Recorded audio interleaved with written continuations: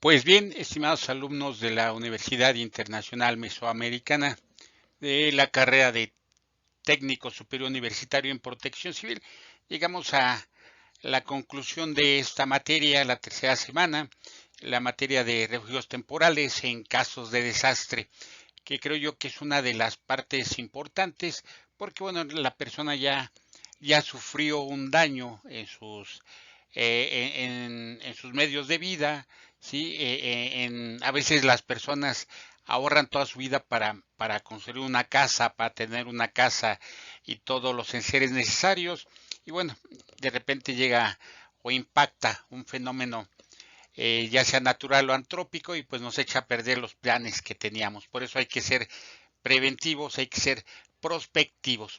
Y bueno, aquí también hacer la aclaración que actualmente y de acuerdo a cómo se están prestando las condiciones, existen refugios temporales para casos de desastre, hablando del impacto de fenómenos naturales o antrópicos sobre una población determinada debido a su vulnerabilidad y exposición, pero actualmente debido a lo que está ocurriendo con el cambio climático y todo lo que trae consigo el aumento de temperatura, olas de calor, lluvias extremas, fenómenos exorbitantes, es decir, que son más potentes que antes, eh, están entrando actualmente en utilidad los refugios temporales para desplazados. Que esto también, como se los decía yo, también estamos viendo que las personas que son afectadas por un fenómeno natural o antrópico, aunque sea 2, 3, 4 meses, son desplazadas. Entonces está buscando un reconocimiento jurídico para estas personas. Entonces hay que distinguir esos dos tipos de refugio. ¿Por qué?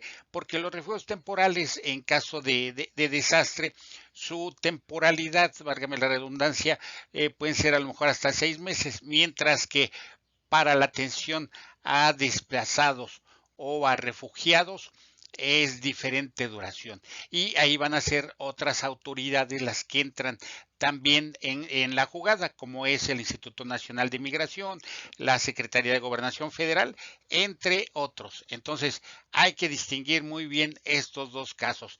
Un refugio temporal para casos de desastre, en caso del impacto de una amenaza sobre un asentamiento, sobre una comunidad, derivado de su vulnerabilidad y exposición. Y refugios temporales, pero cuya temporalidad es más larga, para los desplazados climáticos o por desastres, y para los refugiados, que esto vuelvo a insistir, corresponde incluso a ACNUR, que es una entidad de la ONU que está encargada de los refugiados. Entonces, esas son las dos clases aparte de refugios temporales que podríamos tener. Entonces, seguimos en esta tercera semana.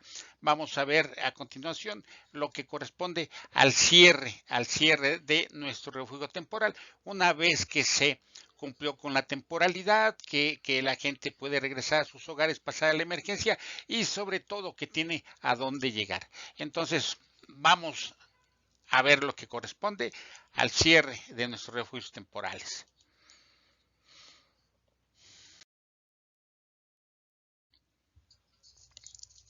Entonces veamos nuestro cierre de un refugio temporal. Hay veces que el refugio temporal tiende a alargar un poquito más el tiempo de atención del necesario, y esto crea, aunque ustedes no lo crean, una situación de dependencia con las instituciones que están encargadas del evento, de la atención del refugio temporal. Entonces, esto también nos puede crear un retraso en la rehabilitación y reconstrucción que se está cumpliendo en la comunidad. ¿Por qué? Porque recuerden que el refugio temporal se le están dando recursos, y si nosotros alargamos un poco más el tiempo de funcionamiento, esos recursos que se están brindando, que ya no tendría por qué otorgarse, los podríamos utilizar en labores de rehabilitación y reconstrucción de las comunidades. Otra situación que debemos de prever es que el el refugio temporal va a depender del tipo y la magnitud de la amenaza o del desastre, ¿sí? Que se presente, pero siempre debemos tener en cuenta que esto es únicamente provisional, temporal, como así se nombra, un refugio temporal que va a ser esencialmente provisional. Y vamos a ver a continuación, en cuanto a los refugios temporales, bueno, en cuanto a refugios temporales, cuando tenemos el impacto de un fenómeno geológico, por ejemplo, erupción volcánica, ¿sí? Lluvia de cenizas. A lo mejor eso no amerita el traslado de las personas a menos que sea muy fuerte de verdad y pueda afectar la salud de la gente. Pero ya cuando tenemos salida de lava, productos balísticos, todo ese tipo de cuestiones que ya vimos nosotros en el apartado de amenazas volcánicas, entonces ahí sí ya habría que evaluar si podemos hacer un traslado de esas personas. Ahora, en cuanto a sismos, ahí sí ya, como decían las gentes viejitas, es otro cantar. ¿Por qué? Porque, bueno, tan solo después del sismo del 2017 estamos casi a 7 años. En septiembre cumplimos 7 años de haber ocurrido el sismo del 2017 y aún, señores, aún hay damnificados. Es mentira que se haya atendido al 100% a todos, no es cierto. Aún hay damnificados, aún hay gente que está fuera de sus casas porque no se han rehabilitado sus casas. Entonces, en cuanto a fenómenos geológicos, cuando ocurre un sismo, es cuando el refugio temporal puede alargar su funcionamiento. ¿Por qué? Porque la tensión es muy diferente. Aquí sí a veces vamos a tener que reconstruir pues de manera total, a lo mejor una casa o unos edificios como se ha hecho actualmente. Entonces, dependiendo del tipo de fenómeno, va a ser la temporalidad de ese refugio. Tenemos fenómenos hidrometeorológicos, también esto va a depender mucho del evento. Por ejemplo, en las inundaciones de Tabasco del 2007, donde estuve yo por allá, fueron aproximadamente 20 días los que tuvimos que esperar para que el agua bajara sus niveles hasta llegar pues a un tirante que no había afectación, ¿no? Pero fueron 20 días en los que se tuvo que establecer ese refugio temporal y esto fue únicamente en las partes que no estaban expuestas al lecho del río, porque hay una colonia, me parece que se llama Las Gaviotas, que está como 2 metros por abajo del lecho del río y obviamente esa comunidad va a tardar mucho más tiempo en rehabilitarse y en reconstruirse. Entonces, dependiendo del tipo de fenómeno, dependiendo de la magnitud, es la afectación y la duración del refugio temporal que vamos a tener nosotros.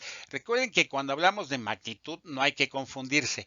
Sí, los sismos tienen una magnitud, pero cuando se habla de magnitud en cuestión de amenazas es cuál es el espacio físico que está ocupando ese fenómeno que impactó, ¿no? Por ejemplo, una inundación como en Tabasco, pues fue una inundación muy, muy grande. ¿Por qué? Porque el río Grijalva y el río Sumacinta que se juntan se desbordaron y eso ocasionó que tan solo la ciudad de Villahermosa quedara totalmente inundada en las partes bajas, ya que es una cuenca, igual que la Ciudad de México, es una cuenca endorreica. Y bien, hablando de fenómenos químico-tecnológicos, pues bueno, a lo mejor podemos tener un incendio en casa habitación, una explosión, en donde ahí sí vamos a tener graves consecuencias, por ejemplo, en caso de una explosión de gas LP o de gas natural, ahí sí puede haber una gran afectación y obviamente el refugio temporal va a tener una temporalidad mucho mayor, porque la rehabilitación y la reconstrucción va a ser un poco más tardía. En cuanto a fenómenos sanitario-ecológicos, aquí pues no tanto, porque es contaminación de agua, de aire, a lo mejor, ahorita, por ejemplo, la Ciudad de México lleva, creo que 2 semanas con una alta contaminación y se ha alargado esta fase de contingencias, ¿verdad? Entonces, eso, en lugar de mandar a la gente fuera a un refugio, pues se trata de tenerla adentro para que no sea afectada por la contaminación, ¿no? Después tenemos los fenómenos socioorganizativos, que bueno, aquí no hay tanta afectación hacia las casas habitación, a menos que sea un atentado terrorista en contra de alguna población, que afortunadamente en México no se dan. Ujú. Y por último, fenómenos astronómicos, bueno, a menos que sea una caída y explosión de alguna basura extraterrestre o algo así, pero menos no creo que pueda afectar a la población como para asegurar su traslado hacia un refugio temporal. Entonces, analicen esto, vean más o menos la temporalidad que puede tener un refugio temporal, perdón, dependiendo del tipo de fenómeno que afecte a nuestra población. Y recuerden que si nosotros reducimos la vulnerabilidad y reducimos la exposición, vamos a bajar el riesgo.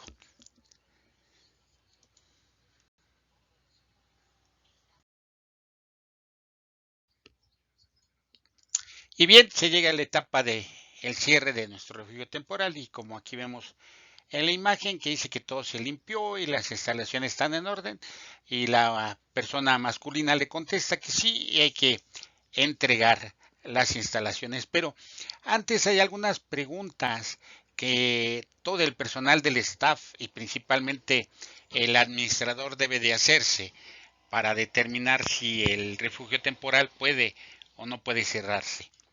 Y la primera ¿es realmente necesario el cierre del refugio? Esta pregunta, bueno, pues tiene muchos motivos, ¿no? Es decir, ya se rehabilitó y reconstruyó la parte de la comunidad que fue afectada. Ya podemos enviar a las personas a sus hogares y no corren ningún riesgo. Ya no existe la presencia de una amenaza que pudiera poner en riesgo la vida de la comunidad, de los habitantes de la comunidad. Eh, la gente tiene a dónde ir, que es la segunda pregunta. ¿Sí? ¿Tiene los damnificados un lugar a donde ir? Es decir, a lo mejor su casa no se ha rehabilitado, no se ha reconstruido, se puede ir con un familiar o puede buscar algún otro lugar donde ir, pero tenemos recuerden que el Estado, y como Estado se entiende tanto la Federación como los otros municipios en su representación y de acuerdo a la Constitución Política de los Estados Unidos Mexicanos y de cada uno de los estados, el Estado debe ser garante de la seguridad de sus ciudadanos. Entonces, en este caso, no podemos nosotros sacar a los damnificados de ese refugio temporal si no tienen un lugar a donde ir. ¿Por qué? Porque sus necesidades básicas no van a poder ser cubiertas. Entonces es muy importante que los damnificados tengan un lugar a donde ir. Vuelvo a repetir, a lo mejor es con familiares, entonces aquí pudieran ellos avisar que han con familiares, pero que es necesario solicitar el apoyo gubernamental para que se les dé, válgame la redundancia, apoyo a la familia a donde van a llegar para que puedan tener habitación y sustento, perdón, estas personas.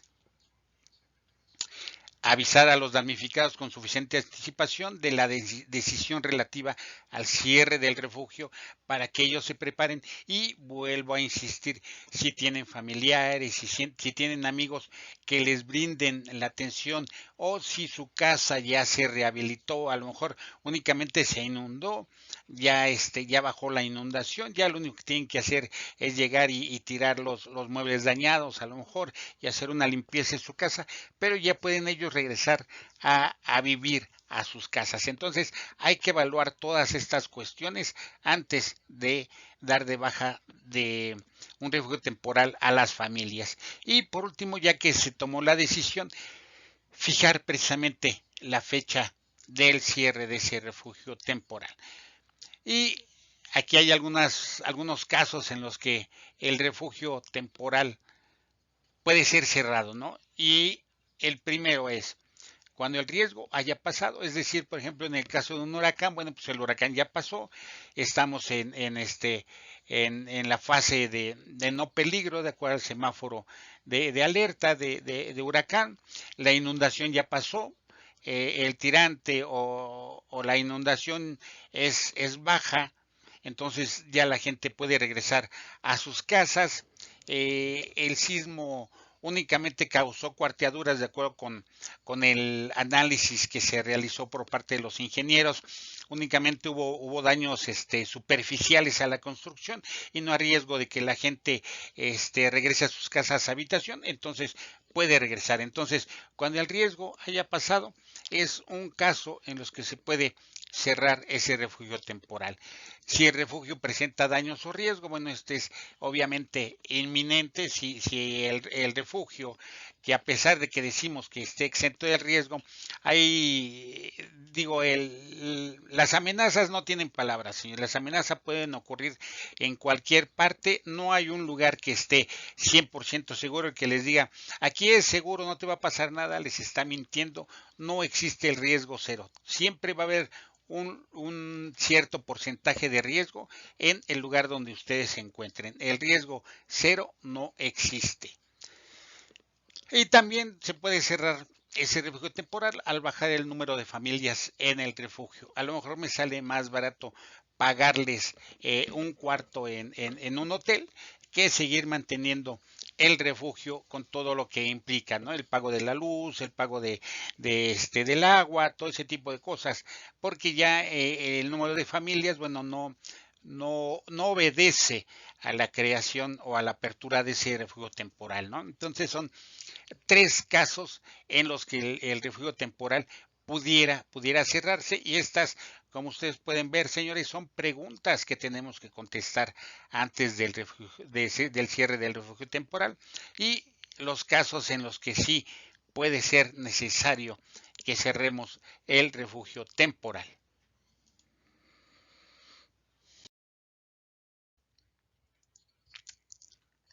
Y así como el personal del staff tiene ciertas labores de manera preventiva o antes de que se abra el refugio temporal, así como tiene actividades en la etapa de reacción, es decir, de atención, una vez que sucede el siniestro, bueno, pues también tiene labores que hacer en el cierre del refugio, ¿no? ¿Y cuáles son esas labores que va a realizar cada uno de ellos? Bueno, pues el encargado de administración, por ejemplo, informar al personal del refugio la fecha y la metodología del cierre. Es decir, qué es lo que se va a checar, qué informes va a necesitar de cada área. Recuerden que tuvimos varias áreas, me parece que son 8 las que se pueden implementar. Claro que les vuelvo a repetir, ustedes van a leer un manual que les va a hacer llegar por ahí de la Cruz Roja de Colombia, bueno, pues donde nos da un staff del refugio que, bueno, vamos a necesitar como 40, 50 agentes, porque son diferentes puestos, ¿no? Pero a veces no es necesario llegar a tanto. ¿Por qué? Porque, bueno, a lo mejor no tenemos disposición del personal, a lo mejor no tenemos tanto voluntario que pueda apoyarnos. Entonces, este staff deberá de ser adecuado de acuerdo con la gente de que ustedes dispongan. Hacer del conocimiento al público del cierre, es decir, ponemos una cartulina en la entrada y en los lugares, por ejemplo en el comedor, para que cuando vayan a comer la gente se entere de que se va a cerrar ese refugio temporal, la fecha para que avise a sus familiares, a sus amigos, para que los apoyen al regreso hacia sus viviendas.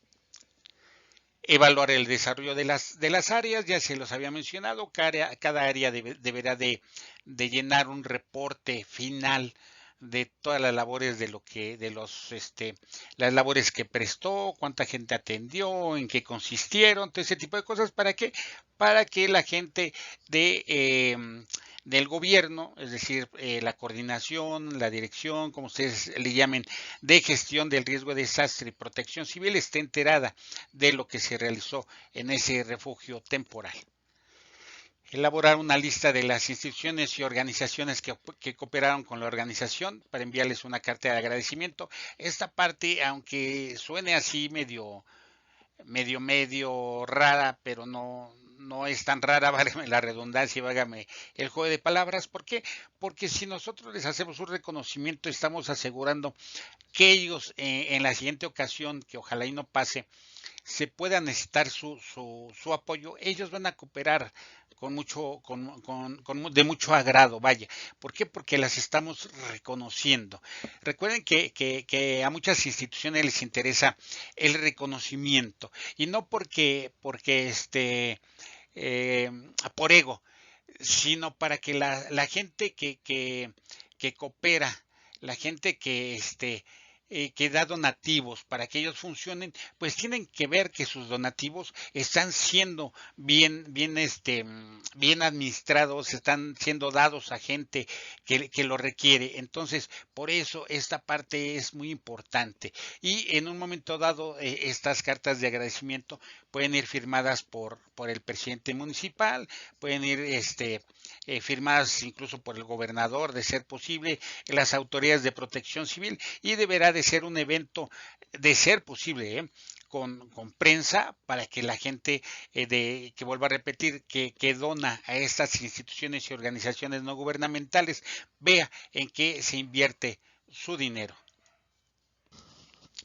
Recoger las tarjetas de identificación personal, tanto a la gente del staff como a las personas damnificadas, para que ya no estén dentro del refugio temporal.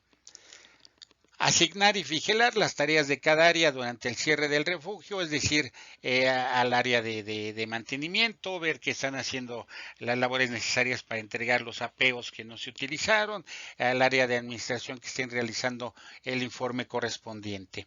Una vez recibidos los reportes de las áreas, el administrador, y aquí viene su chamba más fuerte, deberá preparar un informe general para el responsable de protección civil local sobre la operación del refugio. Es decir, desde el antes, el durante y el después, para que las personas de protección civil e incluso a lo mejor la Secretaría de Gobernación local esté enterada de lo que se realizó en ese refugio temporal. Entregar las instalaciones en las mismas condiciones recibidas. Por eso se debe de instar a todos los usuarios, a toda la gente que llega, a los niños, de que deben de cuidar adecuadamente las instalaciones, señores. Por eso es muy importante el reglamento. Así como decían antes, así no salen con cachuchita la bolsearon.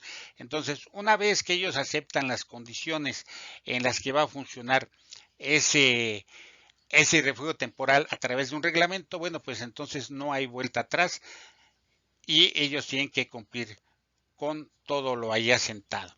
Y aquí vemos, están empezando a realizar las labores de apeo de todo lo que no se utilizó, para ser trasladado de vuelta a las instituciones, por ejemplo, a Protección Civil, a sus bodegas, a las bodegas del gobierno estatal o municipal, que fueron las que nos la proporcionaron. Y seguimos con las labores al cierre, en este caso del área de trabajo social, donde, bueno, ellos nos van a hacer un informe final del número de damnificados atendidos de manera disgregada, es decir, por sexo, estado civil, por edad.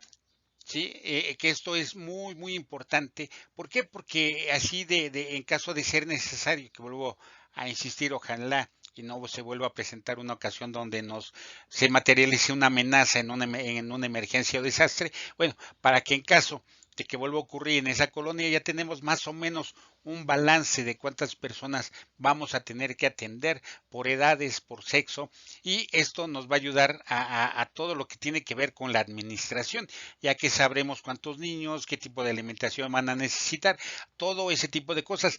Es decir, nos va a servir todo este conteo para ser prospectivos en caso de que vuelva a ser necesaria la operación nuevamente de este refugio temporal. Elaborar estudios socioeconómicos finales a los damnificados antes de abandonar el refugio. ¿Esto para qué? Para que si es necesario que se le pueda dar una ayuda. Miren, a lo mejor vamos a retirar a las personas del refugio temporal hacia sus casas porque ya fue rehabilitada y ya fue reconstruido su hogar. Entonces, ahora necesitamos saber si ellos tienen o disponen de los medios de vida, si la gente tiene un trabajo a donde asistir para tener los recursos para seguir subsistiendo. Y en caso de que no, precisamente este estudio socioeconómico me puede ayudar a que, aunque se vayan ellos a sus casas y aunque el refugio temporal no esté trabajando, yo les pueda seguir prestando apoyo, no sé, a lo mejor por 2, 3, 4 meses, hasta que las personas encuentren un trabajo y puedan empezar a mantenerse ellos solos dentro de su hogar, ¿vale? Entonces, por eso los estudios socioeconómicos son muy importantes. A lo mejor el señor me dice, bueno, es que yo tengo una cuentita en el banco y con eso nos podemos mantener en lo que consigo trabajo. Bueno, pues para eso sirven los estudios socioeconómicos. Informar al administrador acerca de la metodología del seguimiento de casos, solo si se va a llevar a cabo, y coordinarse con las áreas respectivas. Esto es lo que yo les comentaba, ¿no? Si vamos a tener un seguimiento de casos porque se va a apoyar a esta gente con recursos, bueno, pues vamos a darle su seguimiento y vamos a coordinarnos con las áreas respectivas, ¿no? En este caso, por ejemplo, tesorería municipal o estatal para que brinde los recursos necesarios para que estas personas puedan tener su manutención una vez que se vayan a sus hogares para seguir la vida después del refugio. Prepara un informe general que deberá incluir la lista de personal que trabajó en el área y entregarlo al administrador del refugio. ¿Y esto por qué? Bueno, porque también nos va a ayudar, nos va a apoyar a que en caso de que se vuelva a requerir la apertura de este refugio temporal, tenemos los teléfonos, nombres, direcciones de las personas que nos apoyaron y que nos pueden volver a apoyar. Entonces, este es el trabajo, válgame la redundancia, del área de trabajo social al cierre de nuestro refugio. Como pueden ver, yo les estoy enumerando unas pocas y vuelvo a insistir, lo que yo les pongo aquí es enunciativo, más no limitativo. Eso lo van a poner las gentes que realmente abran un refugio temporal y va a ser de acuerdo a las necesidades que ellos tengan. Yo aquí, por ejemplo, les puse 9 áreas, a lo mejor ellos van a ocupar 10 o van a ocupar las 40 que les estaba yo diciendo, ¿no? Que aparecen en el manual de la Cruz Roja Colombiana. Si allí te aparecen como 40 puestos, y a lo mejor ellos tienen la suficiente gente como para tener los 40 puestos en cada refugio temporal, ¿no? Entonces, eso va a depender de ellos. Entonces, este es lo que va a realizar el área de trabajo social. Seguimos con nuestras áreas en el cierre de este refugio temporal y así tenemos el servicio médico y epidemiológico, que todos son importantes en este caso. Ellos deberán elaborar un informe de personas atendidas y entregarlo a la administración. Este informe va a indicar el número de personas atendidas por sexo, por edades, es decir, desagregado, para que se pueda tener un balance adecuado de todas las labores que se hicieron, qué tipo de medicina se requirió, a lo mejor fue preventiva, a lo mejor fue reactiva, si tuvimos casos de traslado de personas del refugio temporal hacia un hospital de especialidades, o cuáles fueron las prestaciones que se dieron a las personas damnificadas. Después, elaborar y entregar una lista de los casos que requieren seguimiento y coordinarse con otras áreas si es necesario. Es lo que yo les comentaba. En caso de que se haya trasladado algún damnificado a otra área o a un hospital especializado para su atención, debemos de darle seguimiento porque es nuestra responsabilidad, ya que salió de ese refugio y es responsabilidad del administrador y del servicio médico darle seguimiento hasta que salga de ese hospital, hasta que salga de esa especialidad y regrese sin ninguna novedad a su casa. Y después elaborar una lista de los materiales utilizados durante el servicio, y el inventario sobrante, es decir, todo lo que nos sobre, que no fue utilizado, se tiene que volver a empacar y se tiene que regresar para que en caso de ser necesario de volver a utilizarlo, ahí vamos a tener nosotros los elementos necesarios para poder atender otra situación de emergencia en un refugio temporal.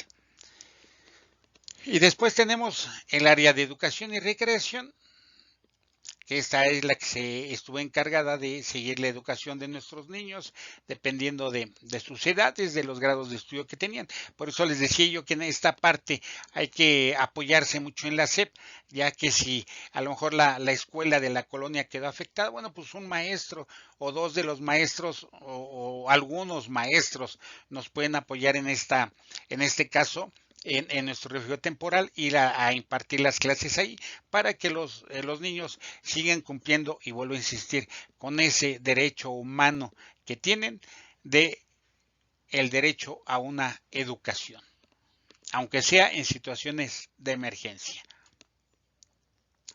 Aquí, bueno, pues entregar el material y equipo recreativo, todo lo que no se utilizó y también lo que se utilizó tiene que ser regresado al personal de administración. Elaborar un informe general sobre las actividades del área, el cual debe incluir la lista del personal que elaboró en este servicio, a cuántos niños atendimos, de qué grados atendimos, si seguimos en caso, por ejemplo, en caso de que el personal de la SEP, los profesores, nos auxilien, ahí en ese informe debe decir, se siguió con el protocolo de clases de acuerdo con el grado que se tenía, de manera que los niños no se vieron afectados en su totalidad de quedarse sin clases, para que su reintegración a la escuela pueda ser sin ningún problema, para que los niños no tengan un retraso. Porque imagínense, los niños están 3 o 4 meses en el refugio temporal, y si pierden esas clases al momento de regresar, muchos de ellos, como decimos, se va a sentir fuera de cancha, ¿no? Es decir, no se va a sentir a gusto, y vamos a tener nosotros que volver a preparar a esos niños para que tomen las clases necesarias. Es por esto que todo el personal necesario debe estar involucrado. Y si lo podemos hacer de manera prospectiva, es decir, desde antes hablar con la SEP, decirle, oye, en caso de emergencia, si esta colonia resulta afectada, como está dentro de nuestros proyectos, que a lo mejor puede resultar afectada, ¿crees que nos puedas apoyar con unos maestros en el refugio temporal que vamos a establecer en tal parte para que los niños no pierdan sus clases? De manera que cuando se reintegren a las mismas una vez que pasó la emergencia, ellos sigan como si nada en la escuela. ¿Sale? Entonces, todos estos acuerdos, todas estas coordinaciones que les estoy comentando, tienen que ser de carácter prospectivo.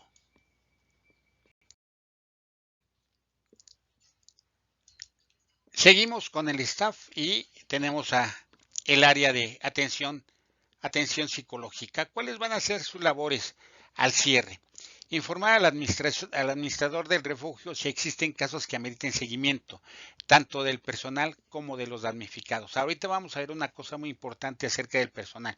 Pero hablando de los damnificados, es muy importante que se haga una evaluación de estos casos. Precisamente, ¿por qué? Porque la gente que pasa por un estrés postraumático, que ya se los había comentado cómo se da, tiende a padecer de ansiedad. Y esa ansiedad es una de las peores enfermedades que puede haber. Está considerada ya una enfermedad, y me parece que ya entró dentro del cuadro de enfermedades de trabajo, la ansiedad, porque se está dando ya mucho en estos tiempos. Entonces, estos cuadros de ansiedad pueden ser muy peligrosos para la gente si no se le da seguimiento. Entonces, el área de atención psicológica puede eh, destinar o derivar, como le llaman en el argot médico, derivar hacia hospitales especializados a gente que realmente esté afectada y requiera una atención más profesional en un consultorio, o que incluso necesite medicamentos. Entonces se le va a tener que dar un seguimiento, y vuelvo a insistir, ¿por qué? Porque salió de nuestro refugio temporal, y es obligación del administrador del refugio temporal que esta persona regrese a su casa cubierto en todas las esferas de la vida, ¿no? En todas las esferas biopsicosocial, a sus casas. Organizar archivos de los casos, es decir, todos los casos que se atendieron, para saber cuáles pueden ser fuertes, cuáles no pueden ser fuertes, o cuáles pueden ser encarar algún tipo de enfermedad psicológica o de daño psicológico al individuo, aunque salga sano de las instalaciones. ¿Por qué? Porque vuelvo a insistir, si el estrés postraumático no es atendido, a la larga puede ser perjudicial, señores. Entonces, por eso, ahorita vamos a ver algunas cuestiones que tienen que ver con el personal. Realizar un informe general sobre las actividades de su área, en el cual se debe incluir la lista del personal que trabajó en este servicio. Y aquí, obviamente, toda la gente que esté en el refugio temporal, es decir, si tenemos 400 personas, a esas 400 personas vamos nosotros a enumerar aquí para que eh, puedan ser atendidos y se dé cuenta que se atendieron y en caso necesario se les dé un seguimiento adecuado.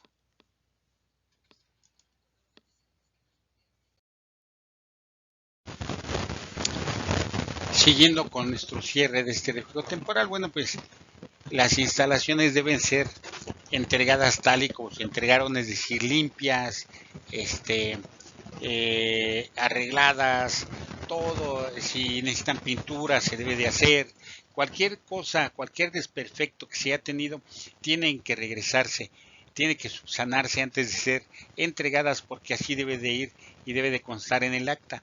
¿Por qué? Porque a lo mejor los inmuebles no son de nosotros, a lo mejor el comité ejidal o las instituciones que tienen sindicato, por ejemplo, nos prestan sus salones de reuniones, pues tenemos que entregarlos de esa manera, ¿sí? Entonces, hay que tener mucho cuidado del uso de las instalaciones, por eso vuelvo a insistir, los reglamentos son una parte muy importante.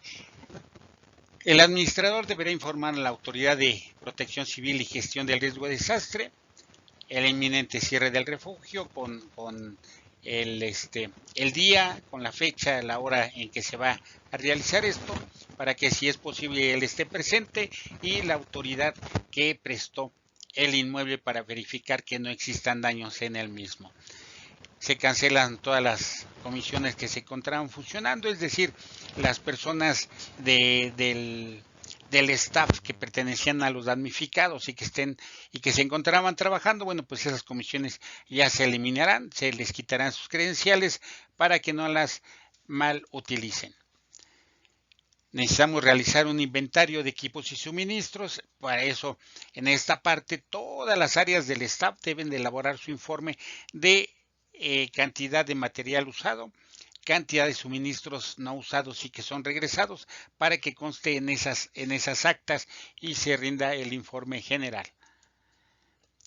Se devuelven los equipos y suministros sobrantes. Esto es muy muy importante, nadie se puede llevar nada, ni siquiera los damnificados que les digan a ustedes, ten para que te lo lleves para comer en la casa donde estás. No, ¿por qué? Porque una vez que los damnificados salen a sus casas y de acuerdo con el informe que rinda el área de trabajo social, de que algunas familias pueden necesitar apoyo, esto se va a dar del conocimiento de la gente de Protección Civil y del gobierno para que ellos, mediante este estudio socioeconómico, digan, ¿sabes qué? Si es posible seguirlos apoyando de lo que se trajo del refugio, vamos a darle un poquito de despensa a las gentes algunos meses para que ellos puedan seguir subsistiendo hasta que encuentren un medio de vida, un trabajo, para que ellos puedan mantenerse por ellos mismos. Entonces, esto es lo que podemos, o más bien lo que debemos hacer.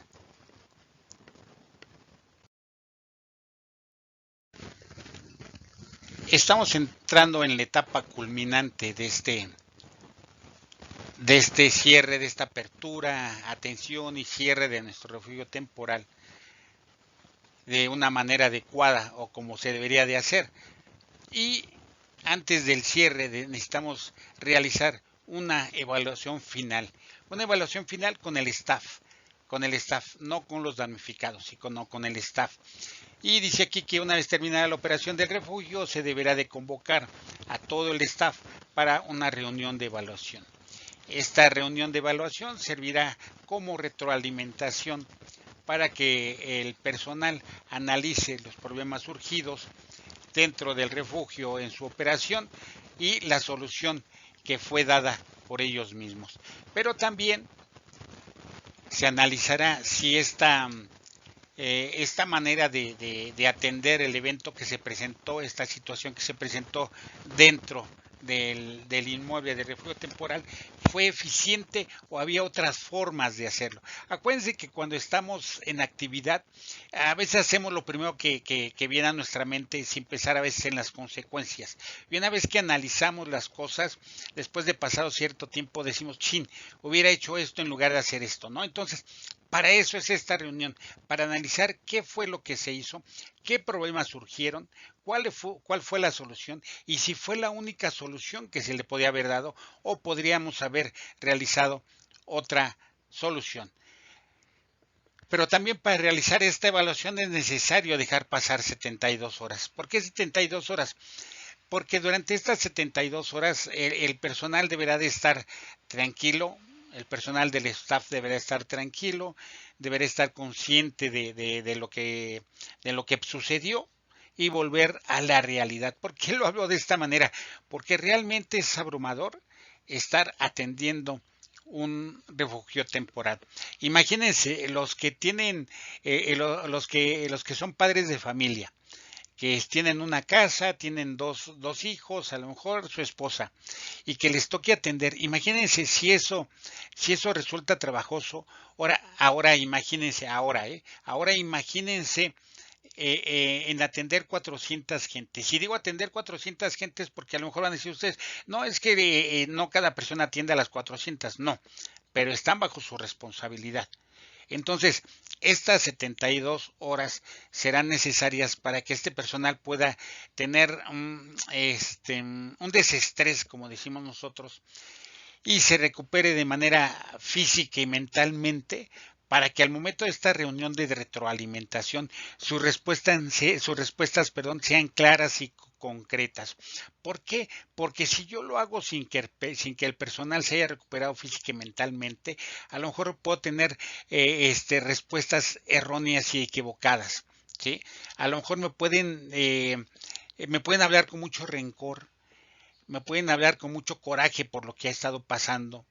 Entonces es muy importante llevar a cabo esta recuperación física y mental. ¿Y por qué vuelvo a insistir en eso? Porque a veces los damnificados no nos obedecen, porque a veces hay que levantar la voz porque la gente no nos hace caso, porque a veces la gente es reacia a seguir un reglamento. Entonces todo eso nos va estresando, señores, y nos va alterando física y mentalmente. Entonces es muy importante regresar a nuestra actitud normal de vida, estar recuperados emocional y físicamente para poder realizar esta reunión de retroalimentación que nos dé resultados positivos. Debemos de tomar nota de todas las conclusiones a que se ha llegado. ¿Y esto para qué, señores? Fíjense que yo le digo, tengo muchos amigos que son teóricos, académicos, ¿sí? Y que ellos tienden a exponer o a diseñar procedimientos que son a veces totalmente empíricos, es decir, porque ellos no están en la operación vaya.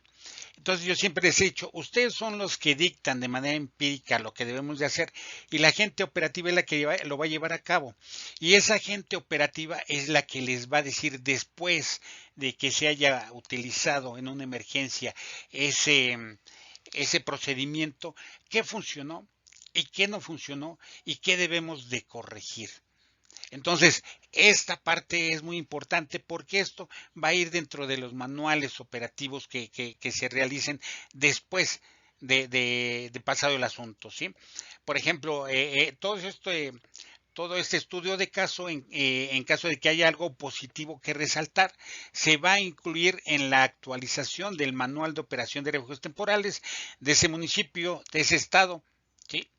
Y si se realizan reuniones estatales o federales para el manejo de refugios temporales, podemos exponer nuestros casos para que puedan ser incluidos en caso de que haya algo que pueda ser incluido en el manual de operación de refugios temporales.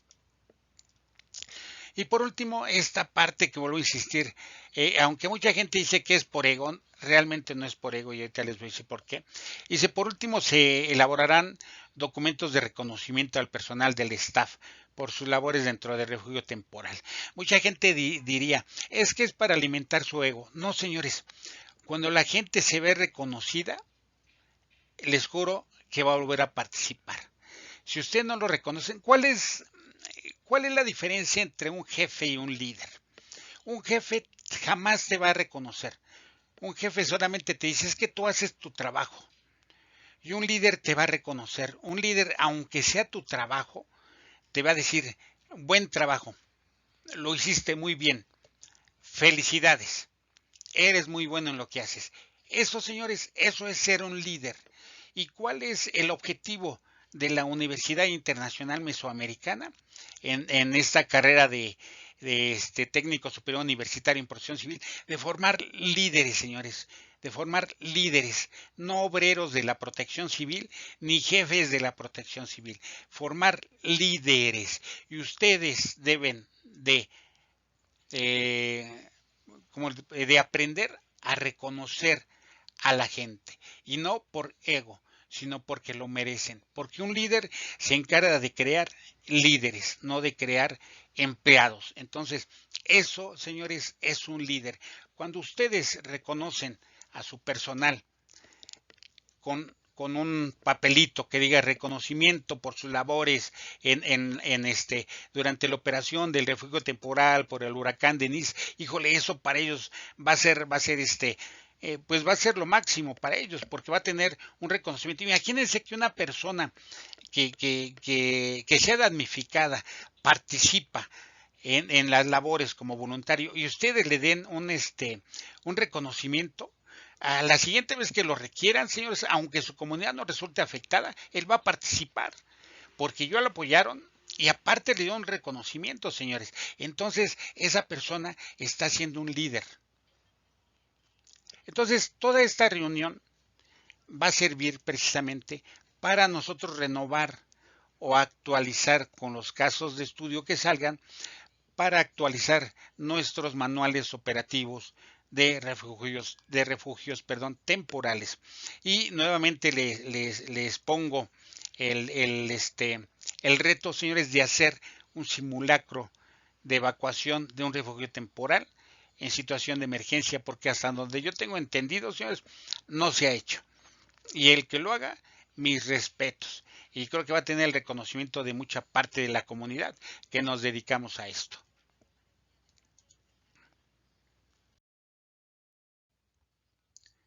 Y bien, todo este rollote que ya les tiré en 3 semanas y en 3 videos y que aparte les voy a mandar sus manuales, se concentra todo aquí en este marco conceptual del sistema para refugios temporales, ¿sí? Aparte de lo que van ustedes a ver aquí y que no es otra cosa más que un cuadro sinóptico de lo que se debe de realizar en un refugio temporal, también les voy a hacer llegar por ahí, pude conseguir un manual de alimentación en refugios temporales, señores, también un manual de atención a la salud por parte del SENAPRESE, que es la entidad encargada de atender los refugios temporales para evitar alguna enfermedad infectocontagiosa en los refugios o que se pueda suscitar por la situación de emergencia. Estos manuales los van ustedes a tener para que con esto puedan ustedes diseñar su propio manual de operativo de atención o de refugios temporales para que lo utilicen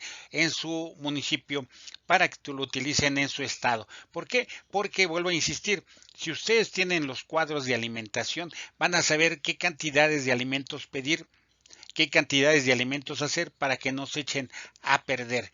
Van a ustedes a saber qué es lo que la autoridad puede llevar en cuestión de vacunas para prevenir alguna enfermedad, todo ese tipo de cuestiones. Todos esos manuales los van a tener ustedes, se los van a mandar. Algunos son para lectura, otros son para estudio. ¿Y cuál es la diferencia? Los que son para lectura son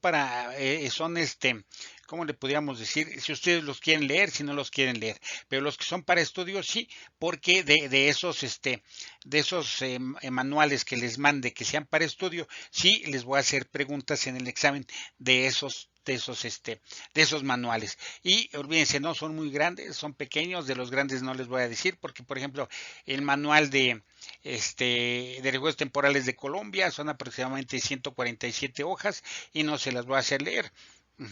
Ese nada más va a ser de consulta para ustedes y para que lo puedan ocupar si quieren hacer o ocupar algo de ahí, para su diseño de refugio temporal, que yo utilicé parte de ese y de otros para el diseño de este curso. Al final lo van a ver.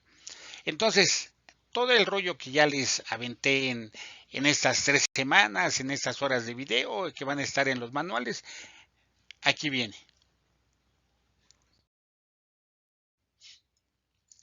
En esta etapa vamos a tener nosotros insumos, vamos a tener un producto y aquí vamos a tener el proceso que nos lo va a dar. Por ejemplo, en este caso, selección del refugio temporal. Como insumo vamos a tener identificación de sitios con la ubicación, el dueño del local o del gimnasio, de donde ustedes hayan identificado como refugio temporal, la capacidad que tiene.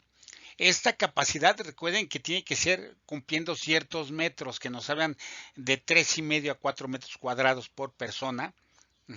Entonces, así vamos a medir la capacidad. Accesibilidad, es decir, las vías viales, para la redundancia, para poder ingresar, que no sea muy dificultoso. Y la seguridad, si el sitio es seguro o si no es seguro. Entonces, todo esto es lo que vamos a identificar.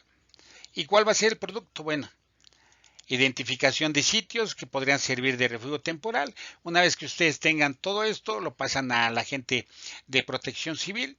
Ellos van a hacer una evaluación y van a decir este sí, este no, este sí, y ya los van a tener ustedes identificados. Identificación de comunidades que podrían ocupar el refugio temporal. Esto es ser prospectivos. A través de nuestro análisis de riesgos, ya sea de manera regional, de manera comunal, de manera local, podemos saber nosotros qué comunidades podrían ser afectadas. Es más, de hecho, si hacemos un adecuado análisis de riesgos, podríamos saber cuántas familias podrían resultar afectadas y y de cuántas personas se conforman estas familias. A lo mejor tenemos 10 familias, estas 10 familias, algunas son de 3 o 4 miembros, entonces en total podemos tener entre 100 y 120 personas, por decir algo, y ya podemos nosotros empezar a diseñar nuestro refugio temporal con estos datos que tenemos. El inventario de refugios temporales seleccionados, y una vez que ya estén seleccionados y que Protección Civil o el área de gestión del riesgo nos diga que sí, los vamos a identificar en un plano, en un mapa, para nosotros estar o saber dónde están ubicados esos refugios temporales y después integrarlos a nuestros test de riesgos para que la gente los ciudadanos estén enterados de dónde están. Selección y organización del personal que atenderá los refugios temporales. Esto es decir, la gente del gobierno que nos puede ayudar, de las instituciones no gubernamentales que nos pueden apoyar, para ya nosotros tener una lista precisamente de ese personal con direcciones y teléfonos para que una vez que sea necesaria su presencia se les llame y acudan sin problema. El proceso es la apertura de ese refugio temporal. Los insumos van a ser las alertas. ¿Qué es una alerta? Bueno, la alerta es lo que nos va a indicar que las personas, la comunidad va a ser necesaria su traslado hacia un refugio temporal. Para eso nos sirven las alertas, para eso nos sirve el sistema de alerta temprana en caso de huracán y algunas otras, por ejemplo el sistema de alerta temprana para tsunamis que ustedes ya conocen, y también antes vamos a tener la convocatoria de este personal administrativo que ya seleccionamos acá. Aquí ya lo convocamos. Entonces este es nuestro insumo, el proceso de la apertura, y nuestro producto va a ser la lista ya del personal administrativo que tenemos dispuesto en el refugio listo para entrar en funcionamiento, y checa la lista de verificación de puntos para el funcionamiento del refugio temporal, es decir, checar el staff, checar todos los implementos de cama que necesitamos, todos los implementos de alimentación que tenemos, porque una vez que las personas empiecen a llegar a ese refugio temporal, se le tiene que brindar inmediatamente la atención. Por ejemplo, si la emergencia ocurrió entre las 3 y las 7, bueno, vamos a tener que brindarles alimentos de cena a la gente y se tienen que preparar de manera inmediata porque ellos requieren precisamente así la atención. Entonces, el siguiente proceso es la recepción, registro y control, en donde el insumo son las personas evacuadas y autoevacuadas, es decir, las personas por las cuales fueron las autoridades, esas son las evacuadas, y las autoevacuadas fueron las gentes que dijeron, bueno, ya me avisaron que viene un huracán, que se va a inundar mi casa, yo me voy. Y me voy al refugio temporal, también puede ser, ellos pueden llegar por sí solos a este refugio temporal y se denomina como autoevacuadas. Entonces, ¿el producto cuál va a ser? Cantidad de personas albergadas por generalidades, capacidad instalada contra capacidad demandada, la ficha de familiares, tarjetas de identificación del personal y traslado de personas a otro refugio temporal en caso de que nuestro refugio temporal se sature, porque a lo mejor toda una comunidad resultó afectada, pero la comunidad está formada por 600 personas y mi refugio temporal nada más sirve para 300, el resto va a tener que mandarlo a otros refugios temporales para su atención. Y aquí en esta parte es muy importante, recuerden que nosotros tenemos que trabajar mediante el reconocimiento de los derechos humanos de las gentes y no tienen las personas albergadas por género, es decir, como ellas se perciban. Estoy hablando de la comunidad lésbico, gay, travesti y todas las demás letras, que tenemos que respetar sus derechos humanos y atenderlas sin ninguna cuestión de inclusión, señores. Aquí en tarjetas de identificación del personal les decía que, por ejemplo, nuestro personal puede llevar un gafete con una cintita colgada del cuello. El personal o las personas, perdón, damnificadas, les podemos dar un brazalete, les digo así como se ponen en algunos discos, en algunos centros de diversión, de esos que van pegados, pero que son elásticos, como les ponen a los recién nacidos, señores, o nos ponen a los enfermos cuando estamos en el hospital, así, de esos que solamente utilizando tijeras se pueden romper. Después, nuestro siguiente proceso es el de trabajo social, y ellos trabajan o el insumo son personas recibidas en el área de registros y censos, viene en el proceso que es trabajo social y cuál es el resultado del producto, ubicación de las personas en el refugio temporal. Recuerden que no se trata de desapegar familias, es decir, de romper familias, de romper lazos familiares y poner a los hombres de un lado y a las mujeres del otro con los niños, no. Se trata de tener a las familias enteras dentro del mismo refugio. Entonces ahí vamos a tener la ubicación del refugio temporal y nosotros les vamos a otorgar el espacio. No es que, es que yo quiero junto a la ventanita, no. Se van a diseñar, a destinar los espacios de acuerdo al diseño que se haya determinado. Después, albergados que participarán en las actividades de refugio temporal, una vez que ya están acomodados y que pasó un poquito la emergencia, señores, bueno, pues no nos vamos a dar abasto, necesitamos que tanto mujeres como hombres nos apoyen en las labores que vamos a realizar dentro del refugio temporal. ¿A quién de ustedes le gustaría participar para que nos apoyen en estas cosas? Y ya ahí las tienen ustedes. Después, actividades recreativas, organizativas y laborales, estas también van a ser por parte de trabajo social, asistencia a personas afectadas, trabajo social las toma y de ahí las canaliza ya sea a servicio médico o atención psicológica para su atención y seguimiento. Y también trabajo social va a ser ese diagnóstico social que ya lo habíamos mencionado de la situación socioeconómica por la que estén pasando los damnificados en ese momento.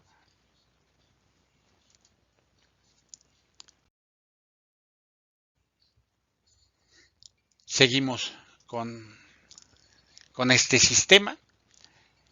Tenemos nuestros insumos, nuestros productos y en este caso el proceso que es seguridad.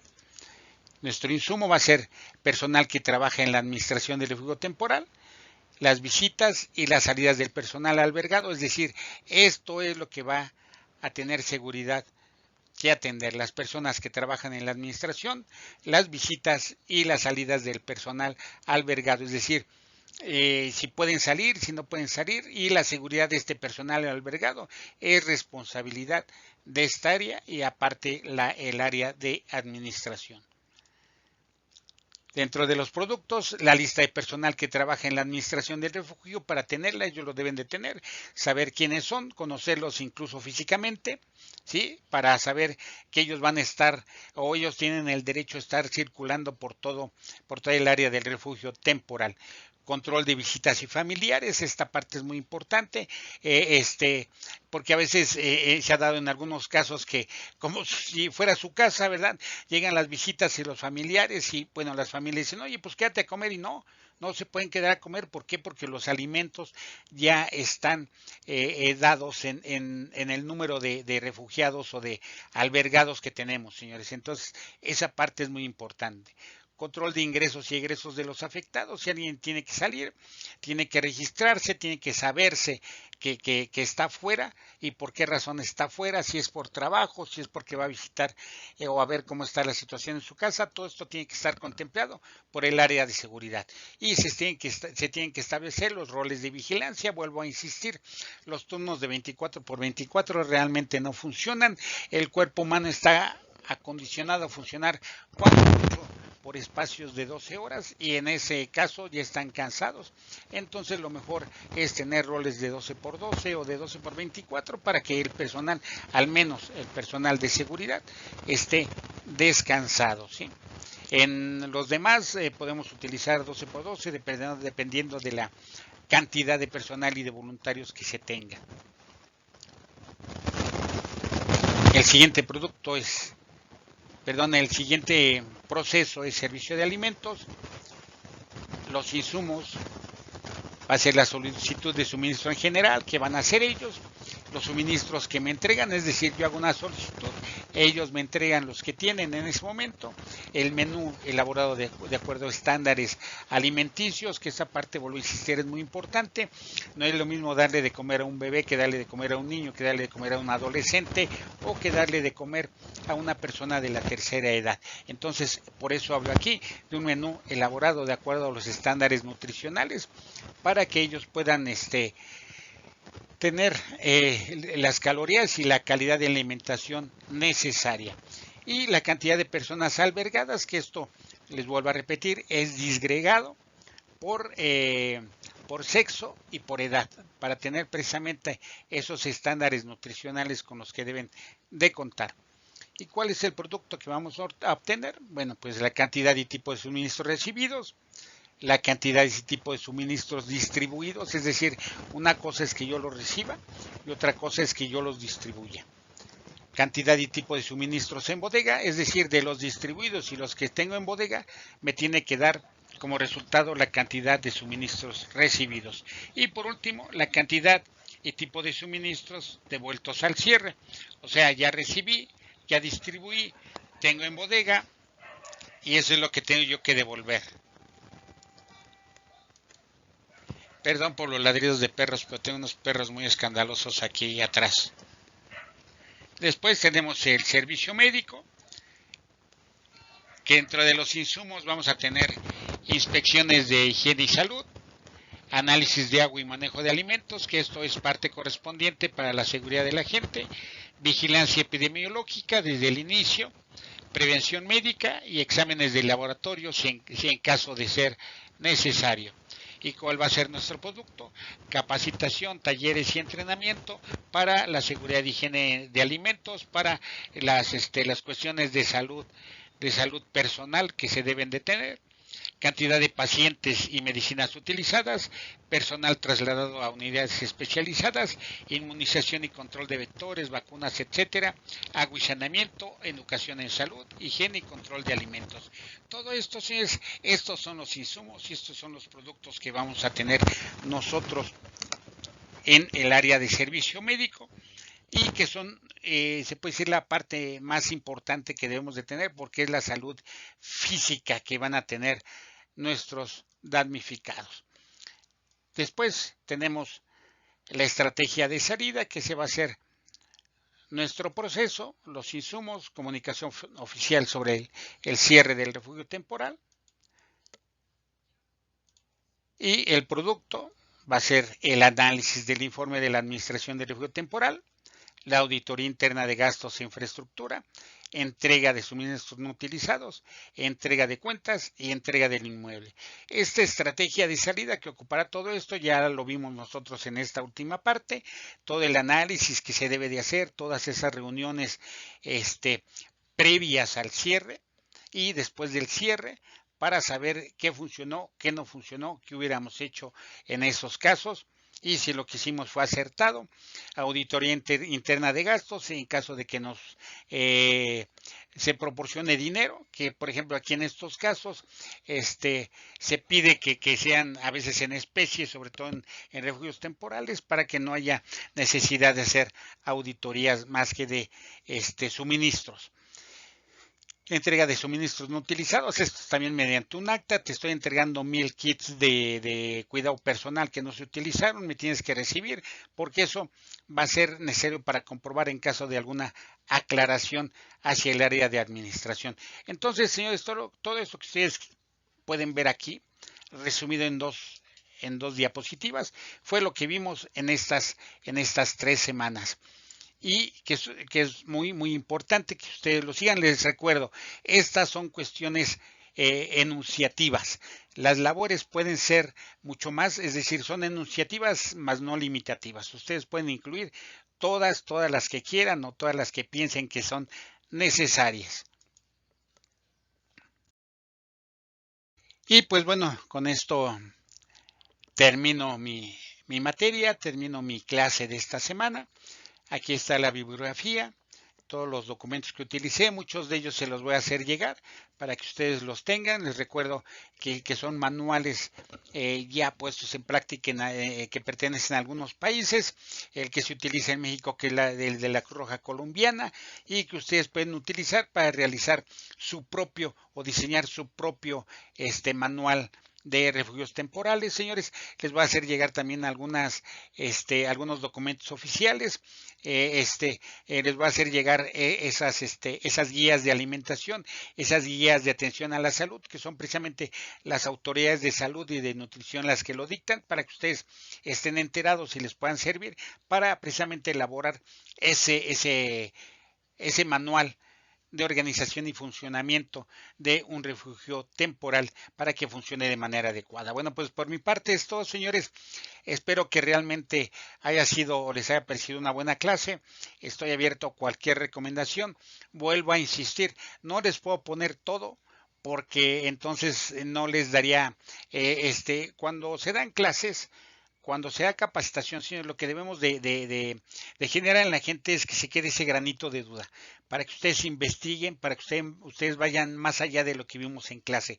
Por eso siempre se pone la bibliografía, para que ustedes acudan a ella y la bajen, la lean y la utilicen, porque si no, de otra manera, se los damos todo digerido, pues no van a tener ustedes nada que investigar.